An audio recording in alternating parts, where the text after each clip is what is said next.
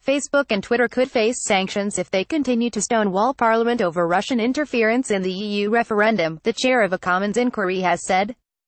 Damian Collins, chair of the Department of Culture, Media and Sport Select Committee, which is looking into so-called fake news, has given the companies until the 18th of January to correct their failure to hand over information he requested about Russian misinformation campaigns on their platforms. There has to be a way of scrutinizing the procedures that companies like Facebook put in place to help them identify known sources of disinformation, particularly when it's politically motivated and coming from another country. Collins said. They need to be able to tell us what they can do about it. And what we need to be able to do is say to the companies, we recognize that you are best placed to monitor what is going on your own site and to get the balance right in taking action against it, but also safeguarding the privacy of users. But what there has to be then is some mechanism of saying, if you fail to do that, if you ignore requests to act, if you fail to police the site effectively and deal with highly problematic content, then there has to be some sort of sanction against you.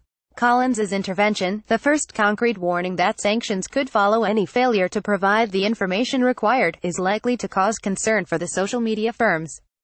Previously he had signaled his dissatisfaction in letters to the two companies without specifying the consequences of non-compliance.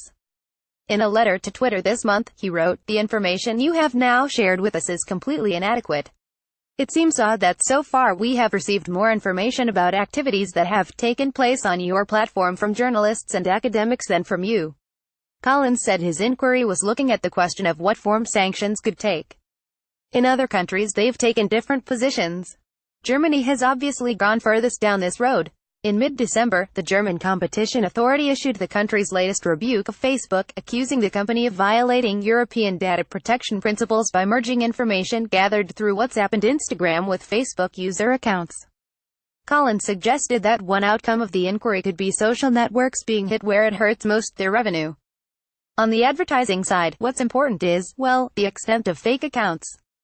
If you're selling advertising against those numbers, that cannot be ethical, and clearly that is something the advertising industry should be interested in. Collins would not have direct powers to punish Twitter and Facebook if they fail to cooperate more, but could ensure bad publicity for both if he continues to summon their representatives to face his committee. Meanwhile, ministers are understood to be concerned by the company's attitude and could be sympathetic to any request for action. Collins's committee has asked Facebook and Twitter for a broad swath of information about Russian interference in the EU referendum, including details of the accounts and pages operated by Russian misinformation actors. Instead, in early December the two companies handed over a carbon copy of the information they had provided the Electoral Commission in response to a much narrower query about advertising spend from Russia during the 6 weeks leading up to the vote. "What I didn't expect was they would essentially completely ignore our request," Collins said, describing the company's response as extraordinary.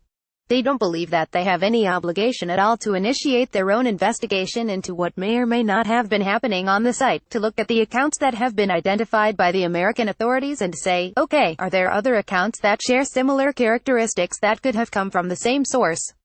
They've not done any of that work at all. In the information the companies handed over to the Electoral Commission, they identified small ad spends from previously known Russian actors.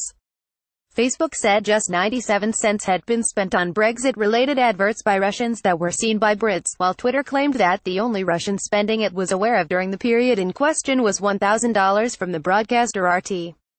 The Russian embassy in Britain seized on the initial figures released by Facebook to criticize media focus on misinformation operations.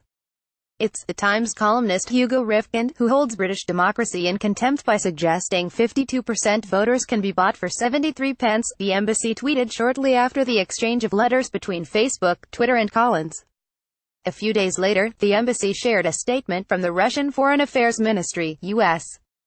Russia was targeted by social media fakes many times, but it never curbed freedom of speech and internet. In fact, Russian authorities have banned thousands of sites since Vladimir Putin's re-election in 2012, some for promoting social ills, others for political dissent. In the U.S., Facebook and Twitter carried out wide-ranging investigations that identified significant interference beyond simple ad spending. Facebook identified 470 accounts and pages run by the Russian Internet Research Agency, a St. Petersburg-based troll army, while Twitter provided Congress with a list of 2,752 accounts that it believed were linked to the organization.